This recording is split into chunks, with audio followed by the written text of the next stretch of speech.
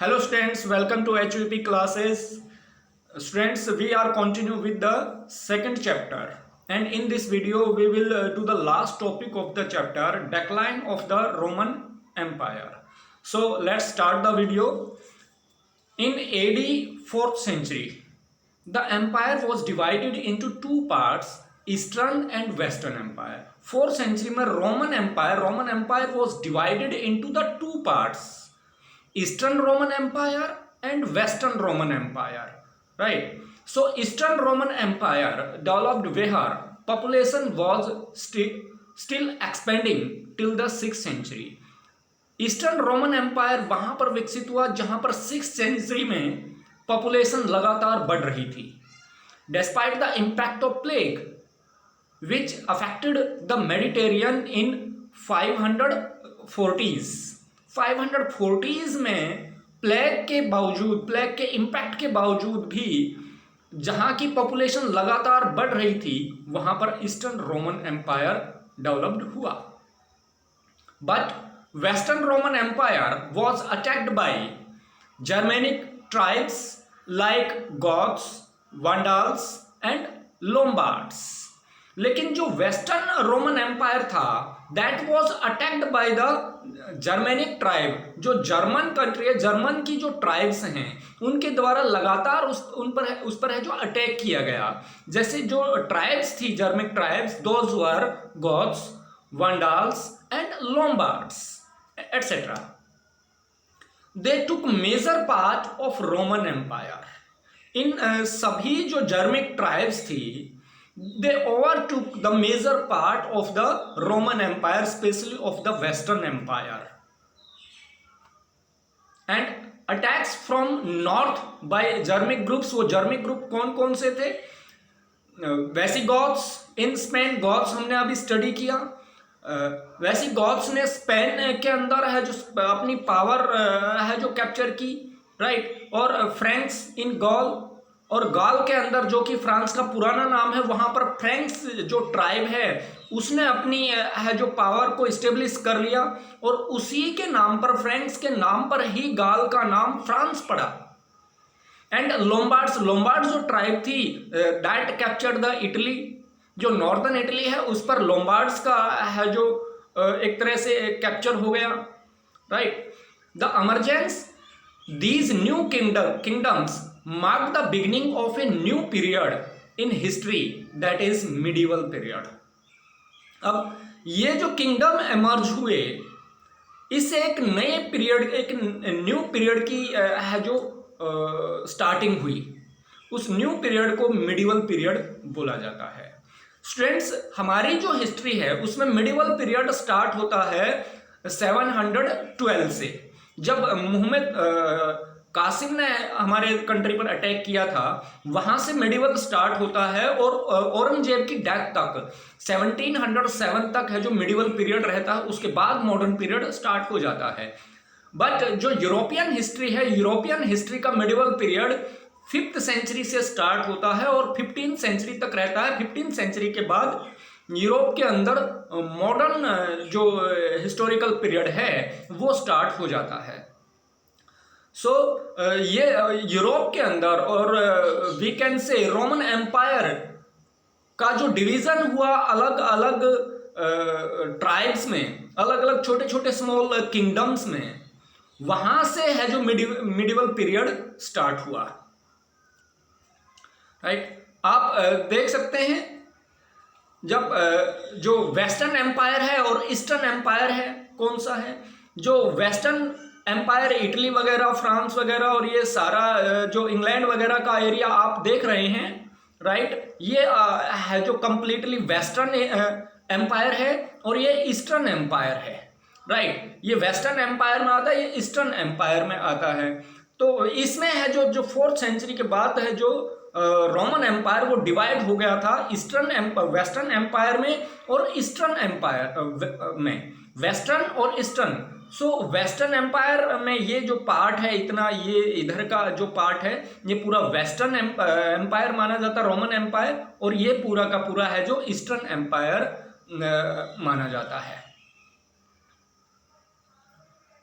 And सी जैसे 746 AD में ये सिचुएशन थी रोमन एम्पायर की। रोमन एम्पायर का कहीं है जो एक तरह से नामो निशान बिल्कुल मिट सा गया था, और ज़्यादातर है जो रोमानिया और छोटे छोटे जो किंगडम्स हैं ये देख लीजिए वो बन गए थे। आप मैप में अच्छे से देख सकते हैं, राइट। सो 476 आते आते रोमन एम्पायर का पूरी तरह से है जो पतन हो चुका था, राइट।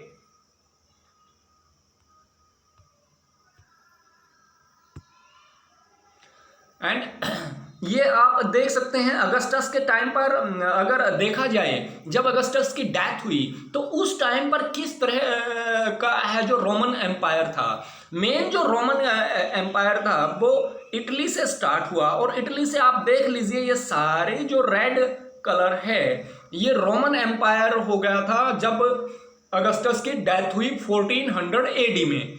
1400 एडी में जब अगस्टस की डेथ हुई तो ये जो रेड कलर वाला है ये पूरा रोमन एम्पायर था। और फिर अगस्टस से लेकर ट्रेजन तक मींस 14th सेंचुरी से लेकर 98th सेंचुरी तक है जो बहुत सारे ये जो पिंक कलर के जो पैचेस हो रखे हैं ये भी सब है जो ट्रेजन तक है जो रोमन एम्पायर का पार्ट बन चुके थे। और ट्रेजन ने भी है जो एडिड किया, जो ट्रेजन ने कुछ पार्ट ऐसे हैं जैसे है जो ये जो पार्ट्स हैं ये ट्रेजन के ऐड किए हुए हैं, ये ट्रेजन के ऐड किए हुए हैं, राइट। इनको है जो ट्रेजन एम्परर था जिसने रूल किया रोमन एम्पायर पर 9800 एडी से लेकर 116 एडी तक है जो रूल किया, और उसने इन पार्ट्स को रोमन एम्पायर में मिलाया। और even then England also at that time was the part of the Roman empire, right.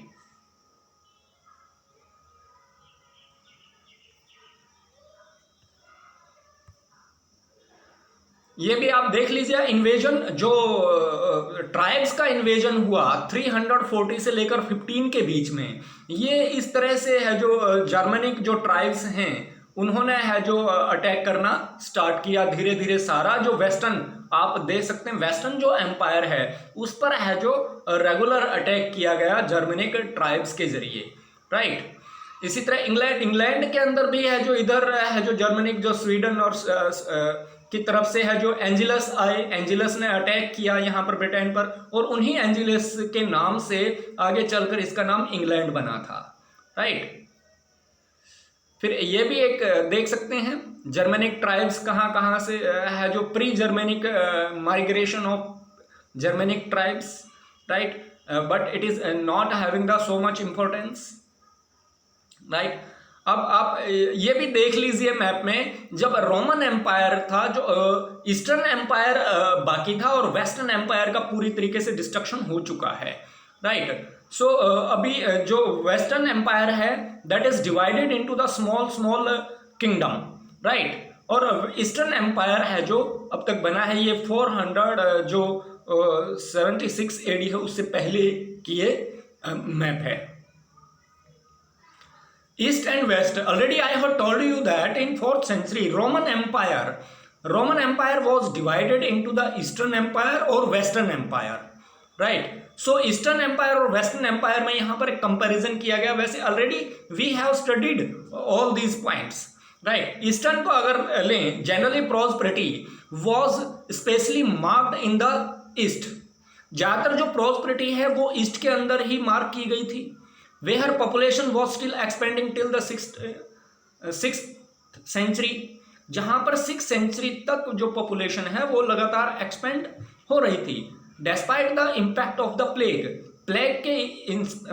के impact के बावजूद, right, plague affected the Mediterranean in the 440s में plague का काफ़ी impact रहा था मेडिटेरियन के आसपास के जो regions हैं उनमें। वेस्टर्न पार्ट के बारे में अगर हम स्टडी करें, in the west by contrast the empire fragmented political as Germanic groups from the north. आप नॉर्थ से ही, क्योंकि already we have studied that the Germanic tribes started to attack on western empire and captured their power, so जो western empire था that was fragmented into the small small political territories, right. North में है जो goths, वांडाल और Lombard ने है जो अपना जो पावर है वो इस्टेब्लिश कर ली थी, right. And they took over all the major provinces, उन्होंने सभी जो मेजर प्रोविंसेस हैं उनको टुक ओवर कर लिया था। And established kingdoms that are best described as post Roman, right. और बहुत अच्छे जो किंगडम है वो उन्होंने वहां पर इस्टेब्लिश किए जिनको पोस्ट रोमन बोला जाता है। पोस्ट रोमन के नाम से उनको अच्छे से है जो डिस्क्राइब किया जाता है।